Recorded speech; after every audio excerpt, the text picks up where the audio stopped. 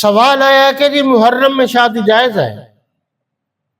اسلام میں کسی مہینے، کسی سال، کسی ہفتے، کسی دن شادی کرنے کی یعنی نکاح کرنے کی ممانعت نہیں ہے۔ کس نے کہا؟ 10 محرم کو بھی نکاح ہو سکتا ہے۔ یہ جو کربلا میں امام قاسم کا پنگوڑا نکالتے ہیں وہ کیا ہے؟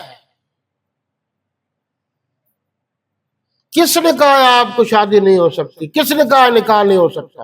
اب کہا جاتا ہے جی احترام کا تقاضا ہے کہ نکاح نہ کیا جائے 10 محرم کو، تو 21 رمضان المبارک کو حضرت حسین کے ابو حضرت علی المرتضیٰ رضی اللہ تعالیٰ عنہ کی شہادت ہے، پھر اس دن بھی نکاح نہ ہو، شادی نہ ہو۔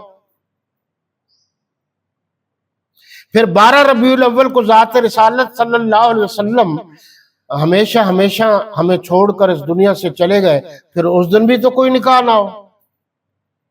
28 صفر المظفر 41 ہجری کو حضرت حسن مجتبی رضی اللہ تعالیٰ عنہ کا یوم وصال، یوم شہادت ہے، پھر اس دن بھی کوئی نکاح نہ ہو۔ اسلام میں کسی قسم کی کوئی پابندی نہیں ہے، باقی یہ ہمارے لوگوں کی رسمیں ہیں، ریتیں ہیں۔ کہنا آسان ہے، مسلمان کہلا کر ریتوں اور رسموں کو توڑنا مشکل ہے۔